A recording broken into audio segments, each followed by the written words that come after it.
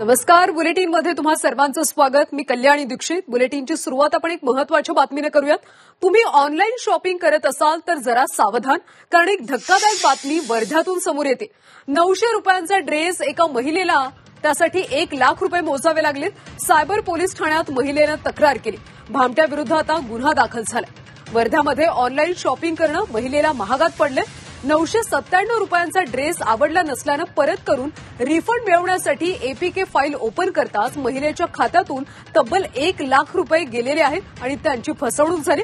महिलेने या प्रकरणी सायबर पोलीस ठाण्यात तक्रार दाखल केली असून पोलिसांनी भामट्याच्या विरोधात गुन्हा दाखल केलाय. महिलेनं कस्टमर केअर क्रमांकावर कॉल केला असता त्यांनी व्हॉट्सअप नंबर सांगितला आणि महिलेनं व्हॉट्सअपवर संपर्क केला असता त्यांनी गुगल पे, फोन पे क्रमांक तसंच पिनकोड सुद्धा मागितला. महिलेनं ते दिले असता त्यांच्या व्हॉट्सअपवरून एपीके फाईल पाठवून डाऊनलोड करण्यास सांगितलं आणि फाईल डाऊनलोड करताच तिच्या बँक खात्यातून 85,000 आणि 15,000 असं एकूण 1 लाख रुपयांची कपात झाली. 4/10/24 त्यांनी अॅमेझॉन शॉपिंगवरून एक 997 रुपयाची आणि सलवारचा ड्रेस ऑनलाईन खरेदी केला होता आणि नंतर त्यांना तो ड्रेस पसंत न आल्याने त्यांनी तो ड्रेस परत केला, परंतु त्यांचे रिफंडचे पैसे त्यांना परत मिळाले नाही.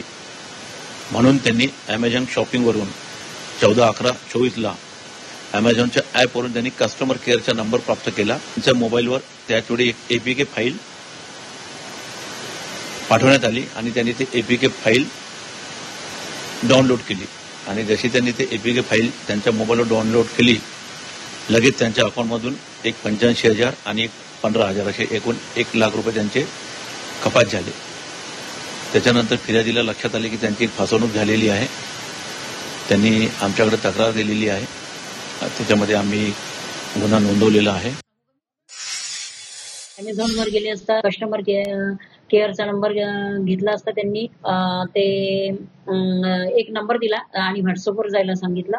व्हॉट्सअपवर गेले असता त्यांनी एपीके फाईल डाऊनलोड करायला सांगितली.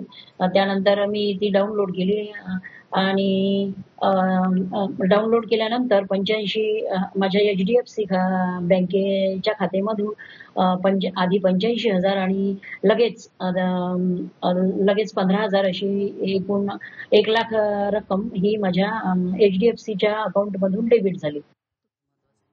तर 900 रुपयांचा ड्रेस या महिलेला 1 लाखात पडल्याचं पाहायला मिळालं. वर्ध्यामध्ये महिलेला 1 लाख रुपयांचा गंडा घालण्यात आला.